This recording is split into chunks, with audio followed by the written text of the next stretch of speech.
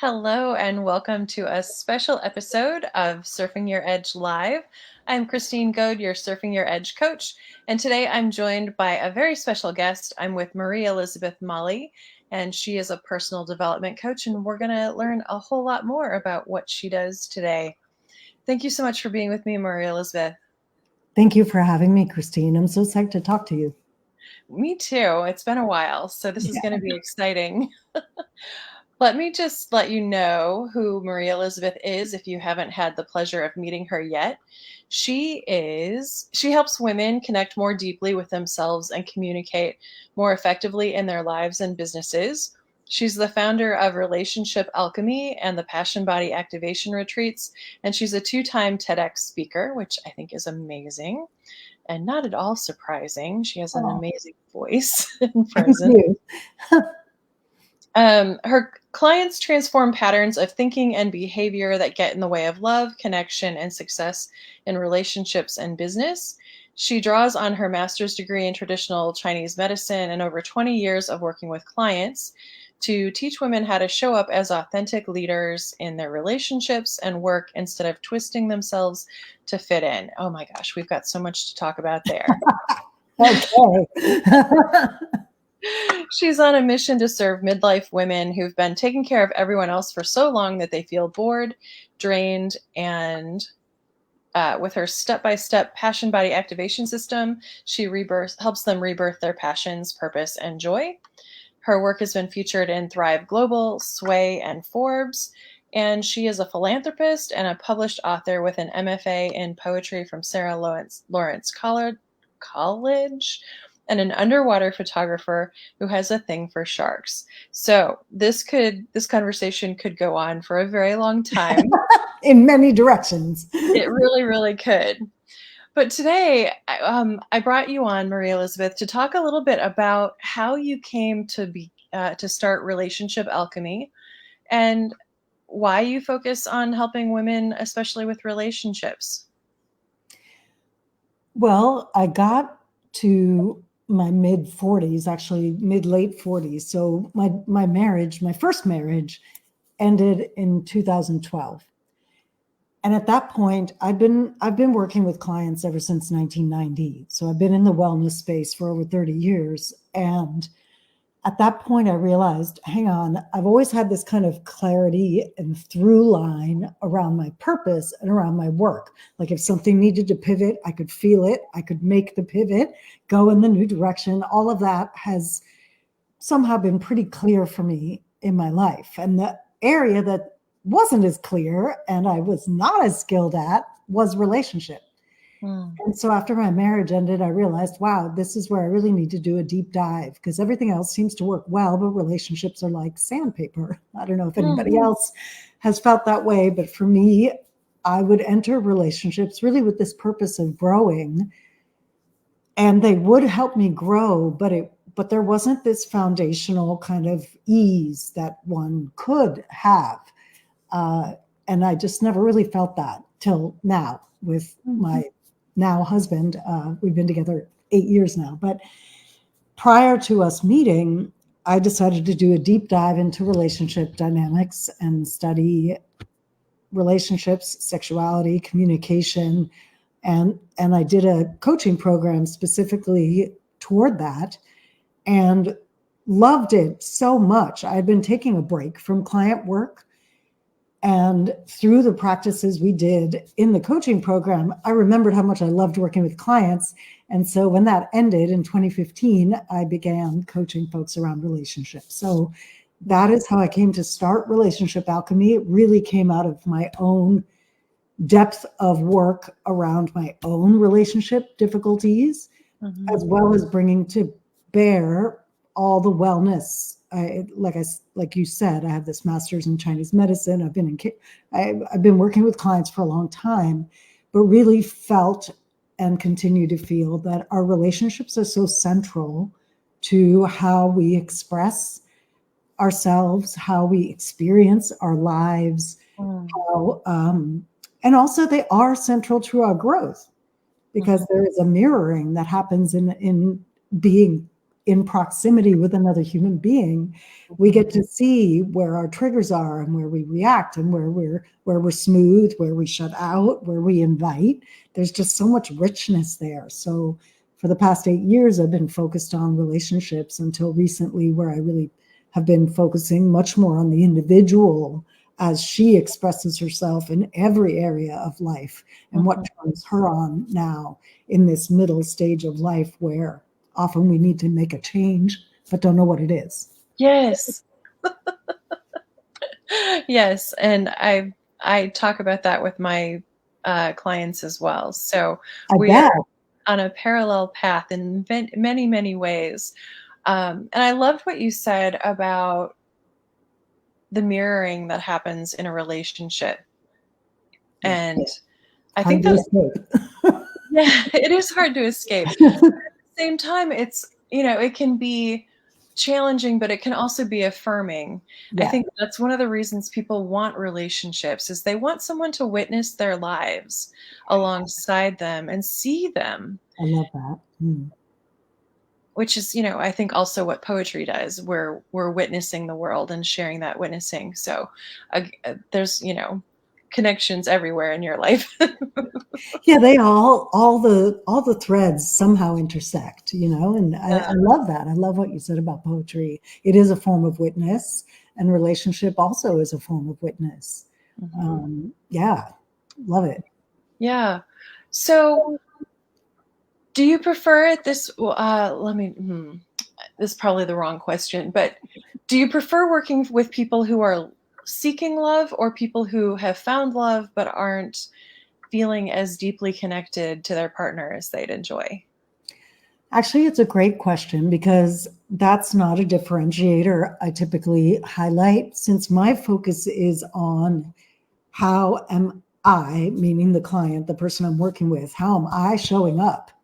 Whether I'm showing up to dating, whether I'm showing up with my family, whether I'm showing up with a spouse, Mhm. um, how am I showing up? Am I expressing myself directly and honestly? Are there places where I'm engaging in covert manipulation because I don't think I can have what I want?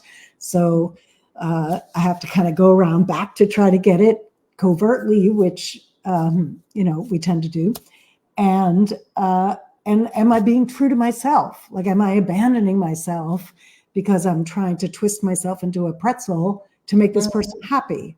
Right? Mhm. There's just so many different directions we can go, whether we're dating or partnered, which is why I have 2 separate courses that are for each population. One is for women who are in a relationship, and one is for women who are not, Mhm. because the work is the same. It's really, who am I being, and how do I be more true to myself and true to another, and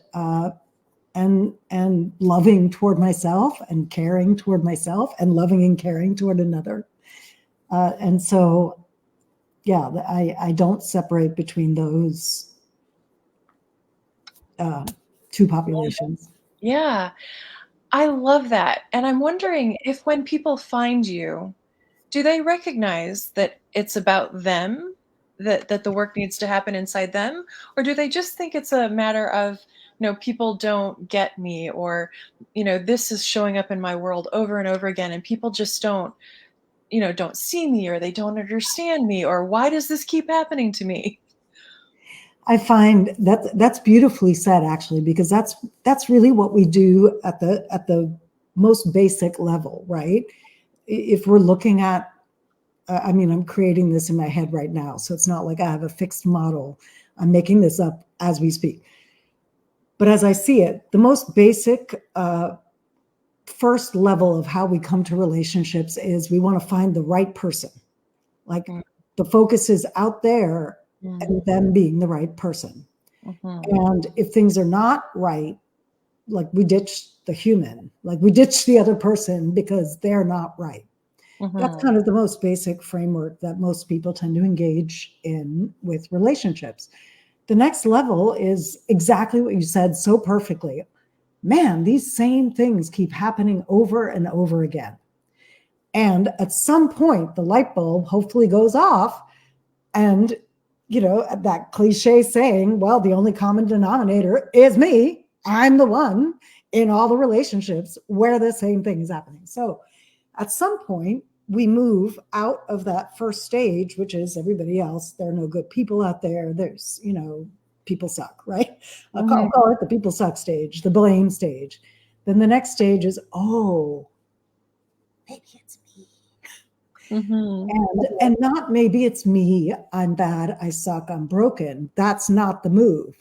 Maybe it's me is, oh, maybe there's some patterns that I picked up as a kid from movies and TV, from my family, from my education at school, from religion, if I was raised with one, from society at large. Maybe there are patterns that got imprinted into my system that I'm acting out. So it's that first layer of self-responsibility. Yeah. Where we realize, oh, I'm a factor in this. And it's not that I'm bad, wrong, broken, impossible to be happy or have happiness. It's that there might be some things operating in my subconscious or just in my automated way that I respond to life, because our brains are designed to create the least amount of friction on a daily basis. So it makes habits very quickly. And that includes habits of relating. It's just a way the brain, so you don't have to be thinking about 50,000 things every minute, because it's very hard to take action if there's that much thinking that has to happen about each thing we do. So the first layer, we'll call it the blame layer. The second layer, we'll call it something like, oh, maybe it's me, the awakening of self-responsibility. And then the next layer above that is, so that's really hopefully where the work starts, whether it's with a therapist or a coach or in your journal. You start to kind of dissect and take apart the patterns and understand why things are repeating themselves. Then the next layer above that is kind of, well, what can I do about it? That's where you got to seek some practices, knowledge, accountability, really safe places to try different things than your normal, so that you start to loosen the grip of those patterns. Yeah. With your mother is probably not the first place. Just saying. Like, that's, to me, the parental, if your parents are still alive, that's like the apex. If you can do new patterns with your parents, you're doing pretty great. But you want to start with easier friends, maybe that aren't your closest friends. Like, you start with low stakes interactions, trying a different thing. In a place where you would usually withdraw, say something. In a place where you would usually barrage somebody with rage, take a time out. Feel what it's like to hold all that sensation in your body, and then respond in a more measured way, just to push against whatever the pattern is. So in that third layer, I think you start playing with different options. And the way you learn different options is you take some classes, or you get a coach or something like that. And then I would say above that layer is where you recognize really that everything in your life is mirroring your state. And so this is not to blame somebody if there's bad stuff going on in life. It's not to say it's your fault. How you respond is your choice. That's the difference. Because life's going to be lifing. Like, earthquakes happen. It's not like, oh, that earthquake happened because I was mad at my spouse. No, like, earthquakes happen because tectonic plates, blah, blah, blah. How do we respond to the earthquake? Or a spat happens in a relationship. How do we respond to the spat? It's not that I'm a bad person because I got mad. It's like, oh, wow, that spot still gets under my skin. So I reacted. Does that make sense? Absolutely. Okay, Absolutely. good. I love I'm inventing it out of thin air, but I like it. I think it's a cool model. I do too. And I think it makes perfect sense. And when you got to 3, I was like, where's she going with 4?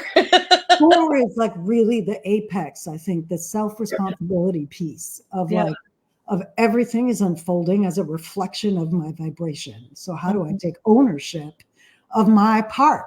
Yes. Right? Not ownership of anybody else's part. We're not trying to control the universe here, because Right. that's a losing game. It's how do I, and control, I have an itchy relationship with that word, but be responsible for is perhaps a better way to say it. Mm-hmm.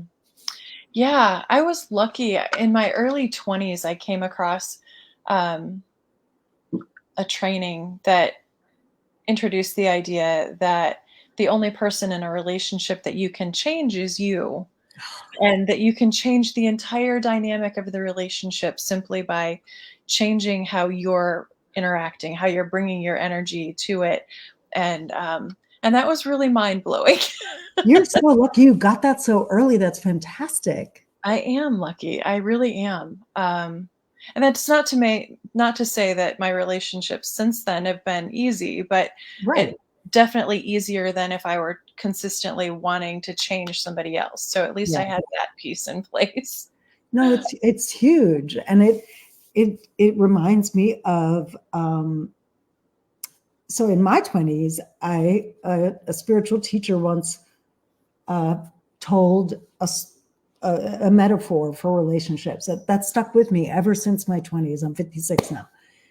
I'm about to turn 57 actually in about a week. And he said, relationships are like a tumbler.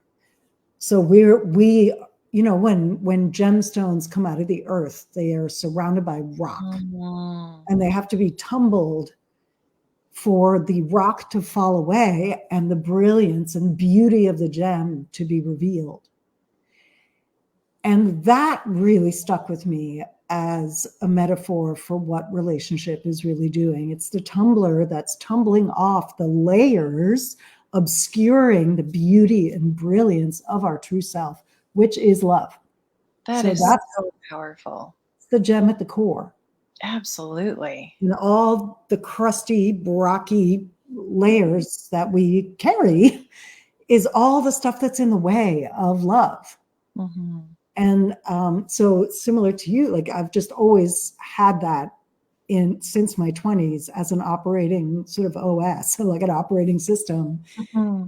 for how I understood what was happening in relationships. And it does make you approach it really differently when you recognize like, oh, at my core, I'm love, not at my core, I'm horribly broken and I have to hide myself so no one ever sees me, which is how a lot of us actually relate. Right. When we really come from the foundation that I am love at my core, and whatever it is that's overlaying it is an overlay. That's not the truth of who I am. Relationships unfold really differently, and it becomes a lot easier to take responsibility when we mess up, because it doesn't mean we're fundamentally bad. It just means like, oh, that rocky layer got in the way of the truth of me, which is love. Yes. Oh, I'm loving every bit of this. I'm just loving it. I don't think I discovered when I was 29 that I am love. It just came to Oh, me as a message it's from the universe. amazing. It was like, oh, okay, cool. Um, I so mean, when and it's a message. To get that message so young is so beautiful, and it's a message that we can keep unfolding through our whole lives. yeah, You know, yeah, yeah, it's one of those things too that basically anytime you think you know something, there's another level to know it at, right? There's another learning. It's like, oh, you think you got this? Yeah, no, you don't. There's more. like, yeah, I that reminds me. I talk about growth and healing and things like that as a spiral.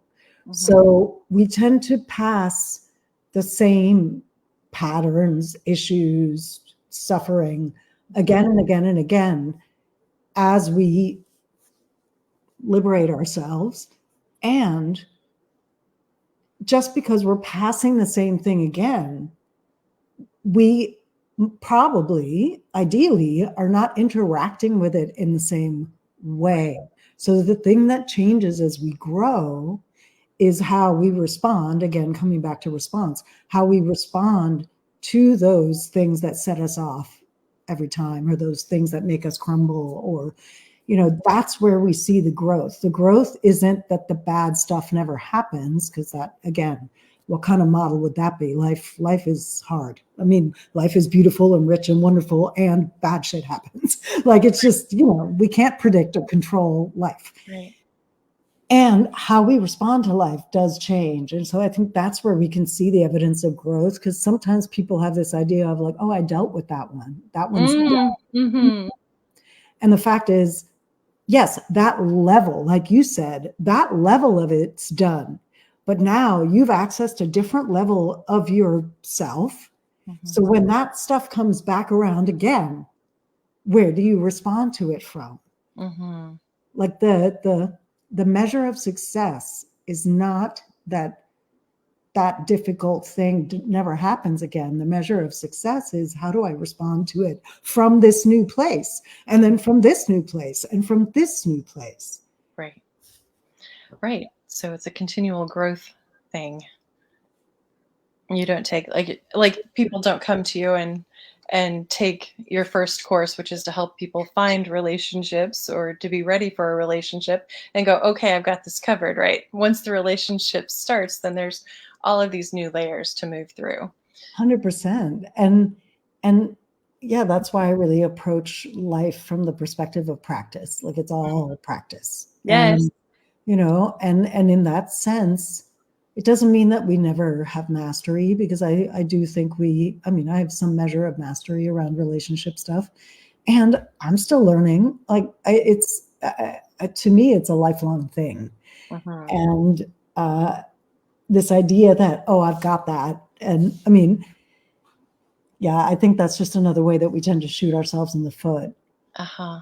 Yeah. So we've talked a couple of times now about the courses that you teach. Do you want to say anything about the two courses that that we're talking about behind the scenes that we haven't let people in on? Yeah, so I'm doing this Black Friday, Cyber Monday weekend special on my two courses. They're self-study courses. I no longer deliver them live. One is called Relationship Ready, and it's really that. It's about getting yourself ready for relationship by putting the past to rest, by boosting the amount of pleasure you allow yourself in your life, by filling yourself up.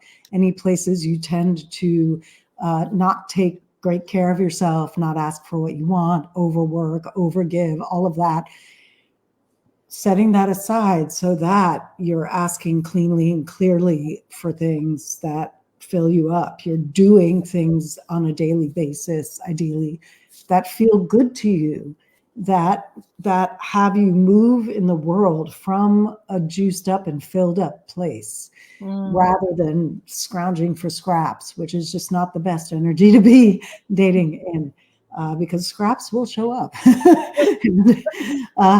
And so the Relationship Ready course is really, it's just a beautiful way to deepen your self-love, self-regard, self-care.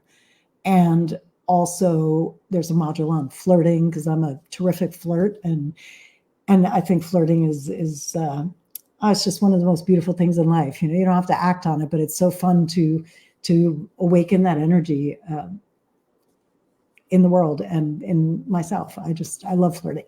Anyway, so there's stuff like that. That's really fun. It is not, I want to be super clear what it's not.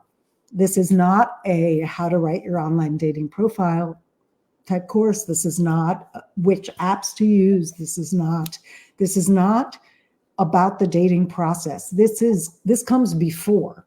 This is the energetic preparation and the emotional preparation to get ready to rock that next step. It's the pre-work before you do all the profile, the dating, all of that. And you can be dating while you're doing the program. I'm just saying, I'm not going to teach you how to write a profile, because it's not what I do. And the Love Catalyst program, that's the other program, which is for partnered women, is really for juicing up the love and connection in that relationship. So there's sections about appreciating yourself because often our appreciation of ourselves is lacking. So actively appreciating yourself, actively appreciating your partner, communicating more effectively, asking for what you want, fighting fair. There's a module called Fight Better. There's a module that's about increasing your sensual connection with each other. So that's both of them have 6 modules each. And the Love Catalyst one is really about deepening and injecting more play and sensuality and connection and fun, especially if you're both busy. So all the practices are quick, and you don't have to set aside hours of time. I like to assign what I call moving around practices. So these are practices you do as you move around your life. A lot of them are kind of an observation of how you're responding, choosing a new response, which is how you actually train the brain to do things differently. Like you have to do it actively in practice. So those are the 2 courses.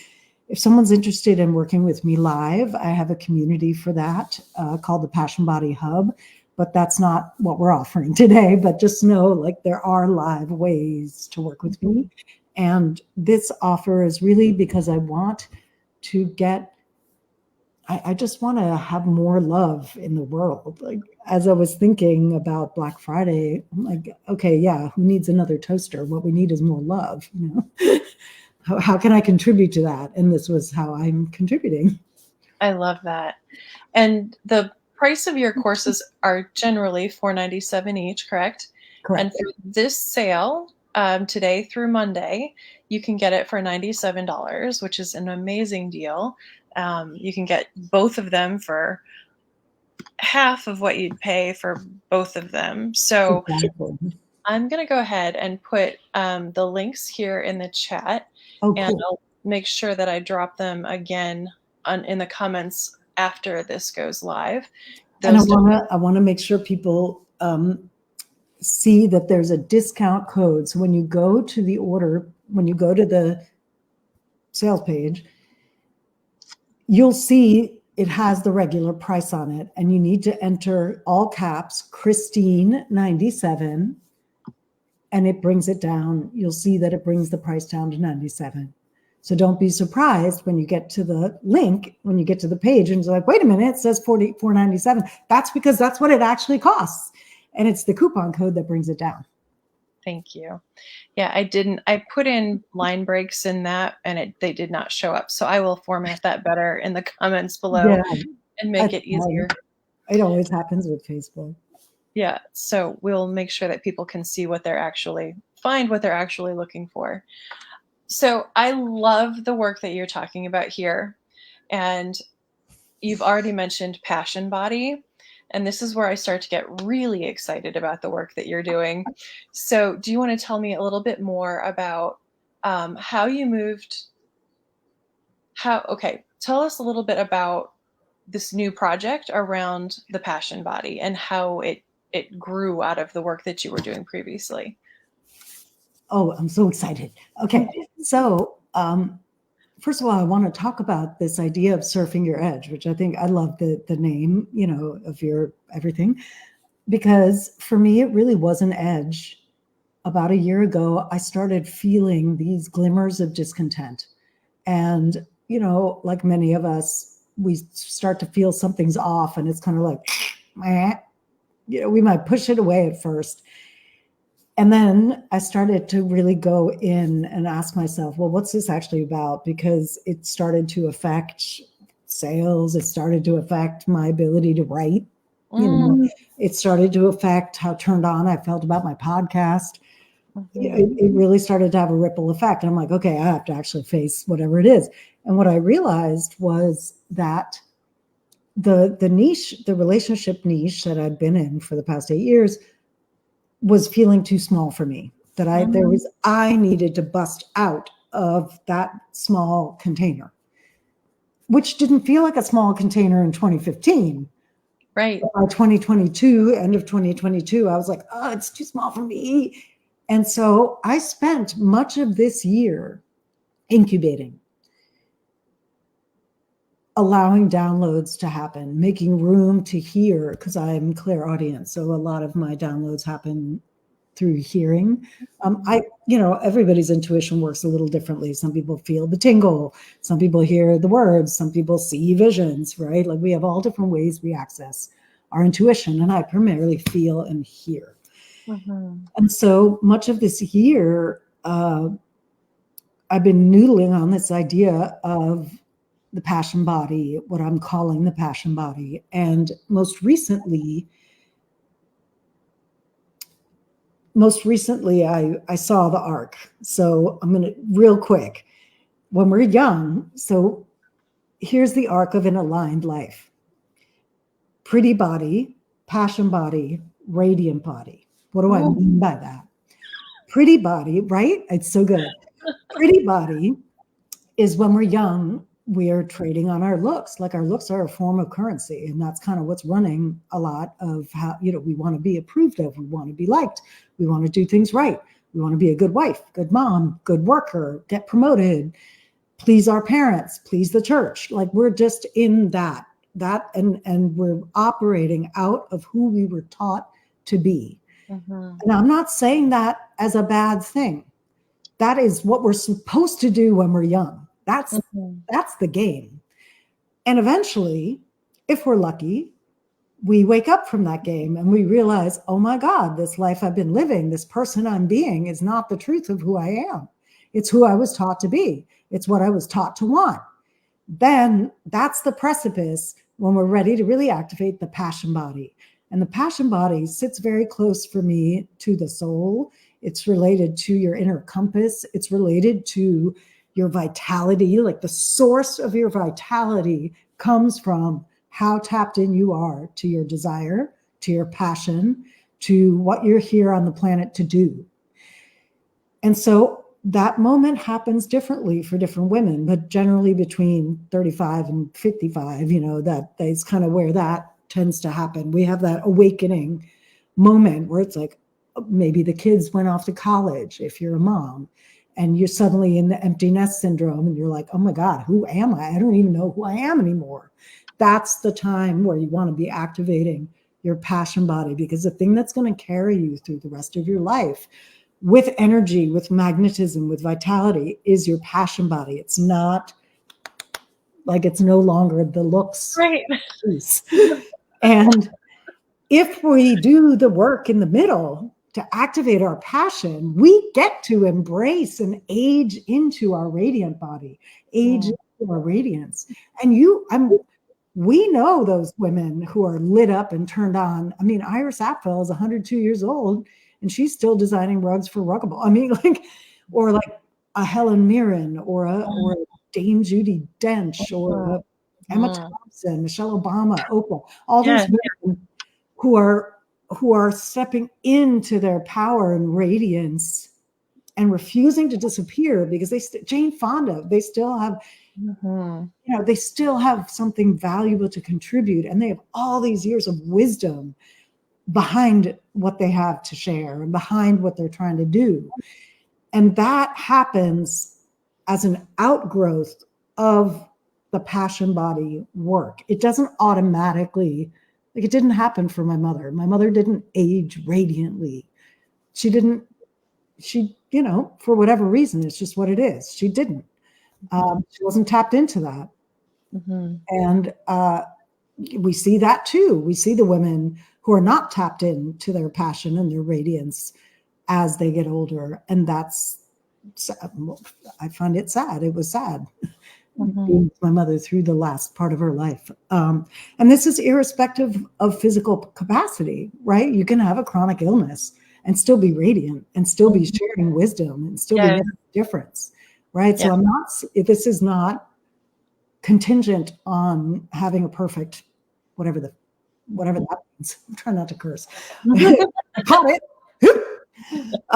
Whatever, it's not contingent on mobility, health, right? I mean, some of the most radiant people are on their deathbed, but they're still sharing love and wisdom, right? So does that make sense as an arc? Oh, absolutely. Absolutely. I love it. And I wanted to come back to the part about where the waking up begins. And you had said, maybe my kids are going off to school and I'm an empty nester. And now I'm looking at my husband going, who are we right now? Like, what is our relationship now? Or who am I? Now I've got time for me and I've got energy, and where do I put it? Yes. There are so many things I wanted that those are the people I tend to work with mostly too, are the people who are like, okay, there's energy here, there's passion, but for what I don't know, and where do I plug in and all of that. But I want to go back, I'll tie this back a little bit to our earlier conversation about relationships, and showing up for yourself, and earthquakes happening. And I think that, like, I drove Lyft for a couple of years before COVID hit, because I was trying to learn. I just moved to DC and I was terrified of DC. Yeah.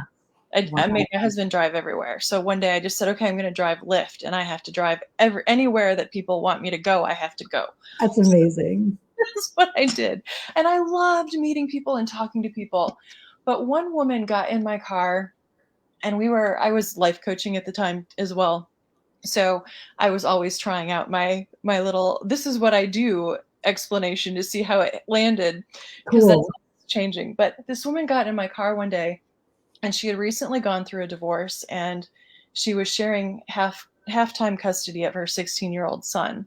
And on the weeks when she didn't have her son, she didn't know who she was. She didn't know what she liked. She didn't know she had a good job. Clearly she was very professional and, loved her job, but she just didn't know even what she liked. Yes. I see And that all the time. how she would, how do I spend my time when I don't have to be taking care of someone else, and I don't have to be Yes. living this role that somebody else is defining. And I just wanted to go back to what we were talking about, because I think when those earthquakes happen, they feel bad. Yeah. But they are a gift. They are an invitation to get to that next level. And it's painful to go through it. But when you do, you can look back with gratitude. Yeah. The loss of your first marriage Yeah. led you to an entirely different career path and a new relationship that, lights you up. And so just to remember, when you're going through the hard stuff, it's a gift. You may not see it yet, but there will be a point in the future when you can look back and go, okay, I woke up. I discovered my passion body. I'm living into my radiant life because I went through this painful thing. Yeah. I'm so glad you brought that in, because it's key. And a little addendum, or just like to piggyback on what you just said so beautifully, is you don't want to use the prospect, the fact that it's a gift that you don't see yet, but you don't, like, we can use that understanding as a way to bypass actually feeling what we need to feel. Yeah. So it's like, so what I hope your audience gets is, yes, it's a gift. And when you're in the experience, you're not meant to know what the gift is yet. That's not the move. The move is, what am I feeling? How do I take care of myself in this spot? How do I be gentle with myself? What do I need? And do those self-care steps till you're through it, and also like what needs to get done. Obviously, there's stuff in life that still has to happen. And so, because I know from experience, and I've seen often where sometimes we can latch on to like, oh, I know this is a gift, this is a gift, this is a gift. And we kind of use it to stay out of the muck. Yeah. And that's not what I suggest. I feel like the only way out is through, and you don't have to wallow in the muck for 10 years in therapy either. Like, I help people move things much quicker than that. But it's important to let yourself feel what you're feeling, because those are clues to your wants, your needs, your desires, your passions, all of it. And Right. so if we actually are allowing ourselves the down of a difficult experience, if we allow ourselves to be in the down, again, not wallow, not refuse to come up, not drink a lot so we stay down longer than we need to, like none Mhm. of that shenanigan, but Mhm. actually just allow ourselves to be in the down. I find the up comes much more naturally and Yeah. truthfully, and then we have those inner resources to draw on Mhm. as we get back into a more creative space with our life on the next stage. Right. Yeah. So again, it kind of also comes back a little bit to observation. I'm feeling this and I'm feeling it and I'm observing it and I'm just expecting I'm Yeah, holding it happy expectancy for something good coming. exactly. There's a the word that popped in my mind as you were talking was allowing. Mm, I'm allowing this to be what it is. I'm allowing the truth that this eventually, I know this, I will see this as a gift. I don't know what it is yet, but I'm allowing that to be true as well. mhm. And I'm allowing myself to be where I am, even as I hold a vision for where I'd like to go. Yeah. And I feel like that kind of allowing, where we're allowing what is to be, because it's what is anyway. Mhm. So we can pretend it's not, but that's what's happening, is Right. what is. Even as we also hold simultaneously, it's a both and, like we hold simultaneously the vision, the gift, the direction we want to go in. I just Mhm. want to, because so when my mother died in 2020 and I got plunged after her death, I really went into this. It's like I was sitting in a cave. It was kind of somewhat involuntary. Mhm. Uh, I felt like I was sitting in a dark cave and I was not supposed to move because I Oh, had all the tools to move, you know. right, It was right. the directive was very clear, was like, don't move. And I stopped marketing. I fulfilled on existing clients, like I did the bare minimum, but I really allowed myself space to be. And some days it was grief, some days it was anger, some days it was just this empty numbness, like for months. Yeah. It was kind of like a dark, numb, empty kind of space. Yeah. And it didn't feel bad. It just felt very quiet Mhm. and literally like sitting in the dark. And at some point, about 3 months after her death, I naturally started to come out of it. And the way I noticed that was I felt a glimmer of desire and I felt a Mm, glimmer of direction without forcing it. I was mhm. like, oh, here, want.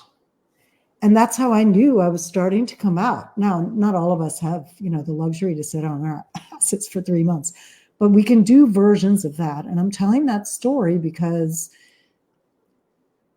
of the importance of listening internally. Mm, You mentioned awareness or just kind of knowing things. And it's like we have to listen. And if you're a mom, obviously you got to take care of your kids at the same time. So you can sort of tell your grief or tell whatever it is that's happening in here, hey, I've got time from 2 to 4 today. I'm all yours. Would you just lift enough so I can get the kids to school this morning, please? So I can get mhm. out of bed. Like you can actually create a relationship and negotiate with your grief or your betrayal or whatever it is that you're feeling. Mhm. Um, there's ways to allow it to be and also still function. Mhm. Um, I didn't expect. I mean, that's not a story I tell much. Does that? Do you have any questions? Was that useful? Oh, it was very useful. It was very useful. Um, and I like that you brought it back to, I kept this is gonna sound silly. I don't have kids, but I had a dog that was my everything. When I Mm-hmm. lost her, um, my husband had been saying for years that he was gonna have to, commit me when she was gone because it was just gonna hurt me so much. And so I tried for several weeks. I was like, "Oh, I was telling myself exactly what you said. Oh, there's gift in this. There's gifts in this, and I was trying to feel them and I was trying to look right on the outside. Right. And I finally realized several weeks in, like maybe 6 or 8, like there's no reward for it's not like you're gonna, get it right and then there's gonna be a reward. It's like this is this is real life and it's really painful and you just have to deal with it. And after that I started, doing all the things that I had to do to actually Mm. heal. But that bit about, oh, I can this is how I'm gonna look at it. And ugh. Yeah, thank you. So, what a beautiful story. And I'm sorry for your loss. Like losing our pets is really hard. I'm not looking forward to that. We have 2 dogs. Mm. But what a beautiful realization that you caught it and you were like, oh, hang on. I actually need to feel bad right now. And that's what needs to happen. That permission, I just heard so much more permission in that. And yeah, I think there's, I mean, just in this era of social media and Yeah. Instagram and all the things, like there's this pressure. I'm so glad none of that existed when I was little, because there's this pressure to look a certain way and to um, always seem like we have it together. And man, none of my relationships are made better by me having it together all the time. Yeah. Like they're not made better by me dumping on them either. But Right. there's a middle ground where we're aware of our shit and we're also communicating clearly. Like there's a middle ground that I think is a way healthier for us and others place to live. Mhm. And so you found that was exactly the spot where you're like, oh wait, hang on, I need to actually feel this and deal with it. And then when you come out of it, you're actually out of it. Yeah. Whereas if you do the bypassy thing, there's always some piece of your being down here that's like, whoa, what about me? Pay attention to me. And Right. then that piece will come out from behind the scenes and blow up your life when you least expect it. So it behooves us to actually do the work along the way. Yes, absolutely. So now that you're moving into the passion body space, how is that showing up for you? How are you helping women at this point with the passion body work? Well, they can really come with any initial concern. So that moment of like, oh my God, who am I now? They might come with the need to discover who they are now. They might come with, I'm not sure if I want to stay or go in Mm-hmm. my relationship. Mm-hmm. And I maintain that we don't know if the relationship has to end yet till you do the deeper inner thing. Mm-hmm. Once you get deeper into who you are, you'll be able to see, is my relationship responding in the way you described so beautifully? Like my energy determines so much of how the relationship unfolds. So if I start showing up with more of me now in this new space and the relationship shifts to expand that, then that's not over yet. And sometimes it is. Sometimes the person is so dug into the old version of you who's no longer, who that feels like a straitjacket, that the relationship might have to end, right? So, but I don't think we know that answer until we've done this passion body piece first. So someone might come with that. They might come with a job thing. Same thing. Do I need to leave my job? Do I need to stay? I'm not really happy. Again, I don't know if you need to leave your job yet or not. Let's figure out who you are now. And if the job will shift with you, right? And so the most entry level way to begin this work is through the Passion Body Hub.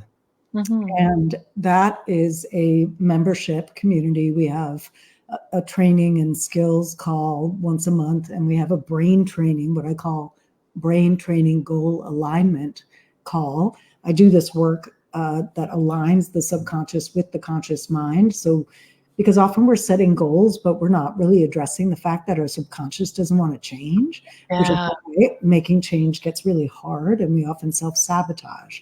So this technique actually helps to end self-sabotage for good, because we actually get our subconscious on board. So we have those 2 calls a month, extra mini trainings and things like that. And then from there, one can expand into our retreats in Mexico. So I have basically 3 tiers of how to work with me. But the middle tier brings in this bioenergetic wellness, which you haven't even heard about yet. I haven't been talking about it much, but it's called NES Health, NES. And it's a bioenergetic wellness system that scans the biofield. Our body has a field different than blood tests. So blood tests and all of that, that's chemical, that's biochemical. And we're talking bioenergetics. How the energy is moving through the meridians. How are the organs talking to each other? How is our nervous system talking with everything else? All of that is scanned in this system. And then corrective, they're called infoceuticals. There are these corrective drops that you take that improve how the different systems and energy fields talk to each other. Wow. So what I love about that is these patterns that we started off talking about at the beginning, those can get crystallized in our mental, emotional space, but they can also get crystallized in our energetics. Yeah. And so you can be doing all the work to open up the mental, emotional, spiritual thing, but the energy isn't necessarily shifting. So by doing both, movement happens much more quickly because the opening could happen in the energy first or in the mind first, emotional. And then you combine that with the retreats, which is like a deep immersion and a chance to really receive and rest and put it all down and have space to be with yourself, with beautiful teachings every day and things like that, but also lots of downtime and delicious food in a luxury place. So it's that deep immersion that lets you come out the other side with a game plan that's truly yours. And so various combinations of that are available along with private coaching. So private coaching comes in the upper tier where you have retreats, private coaching, Voxer access, VIP day. Like it's the full package, plus the hub. It all includes being in community because I think we grow so much faster. You know this from your gorgeous retreats. We grow faster together, I think, than we do on our own because we can witness each other. Again, we just want to be witnessed and we want to witness and we can support each other and we can feel like we're not alone. And a lot of that is so liberating, much more quickly than trying to work it all out in our own heads by ourselves. Yes. Oh, I love it. I love all of it.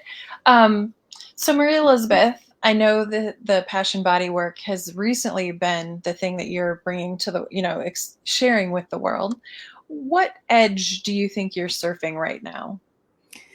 Ooh, well, it's really that edge, that permission to pivot, a permission to say, I love working with relationships and there's more, there's more for me. So the edge I'm surfing is in a way going back to square one in some ways with my business. And I'm deep in the weeds, kind of taking apart the messaging, taking apart the ideal client. And I feel like, I feel like that's my edge. And the permission, the other edge is really the permission to allow myself to be guided. And I mean guided by, I don't mean just like by coaches or whatever. I'm good at that. But it's the part of really listening internally and being available to those downloads that I never quite know when they're going to come. But if I can make myself available, they come more often. So, yes, right? So if I'm taking time to take care of myself, that's the other edge for me, is actually to take enough time for me. Because when I get passionate, I'm such a workhorse that I'm just like, oh, let me, and I have to remember to also do stuff that's not work. So like my bestie this morning, we left my husband at home. The two of us went to take a class, a workout kind of, it's called The Class. And both of us are very similar. We're both Sagittarians. We both love our work. We both have a big mission that we want to, change the world, the whole nine. And so for both of us to be like, I'm out, I'm going to a class this morning. Like, that's the edge for me. Awesome. Yeah. Oh my gosh. That could just lead to another conversation. No, right? There's just so much here. It's very, very rich.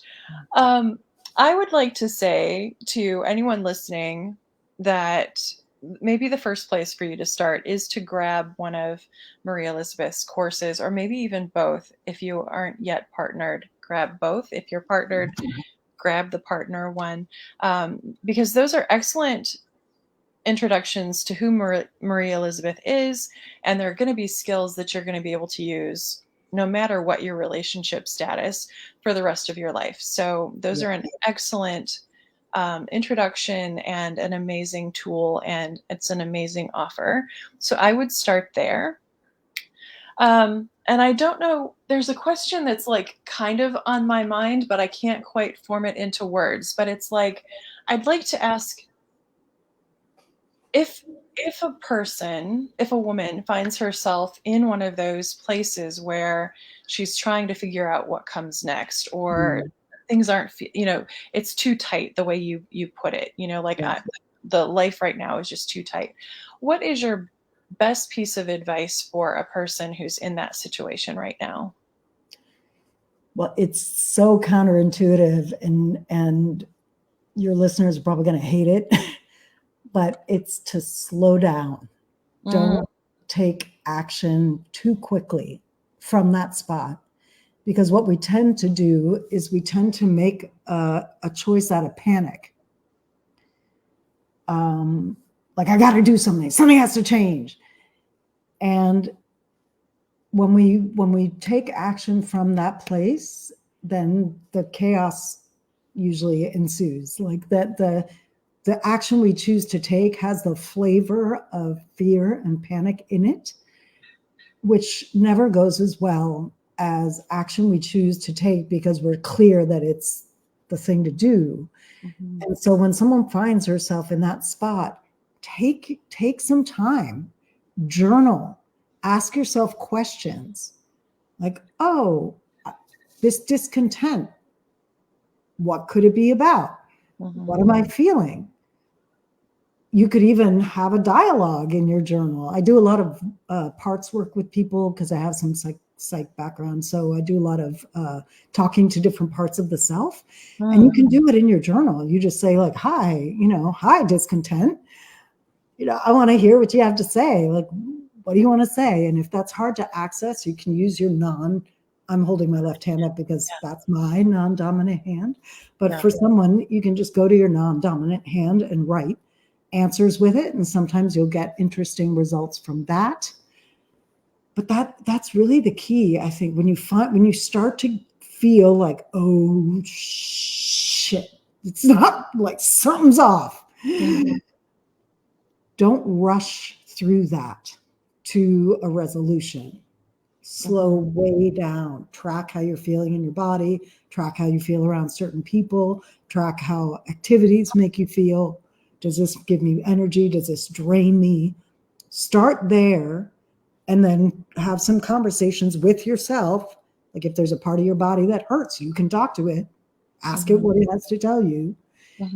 Do that first, and you'll be able to make aligned change happen more smoothly, which is not to say there won't be any difficulty, right? Because any change we do impacts people who have been invested in things being the way they were. So, there's always some friction, but you'll have so much more confidence and clarity. Like, the friction won't come from your fear.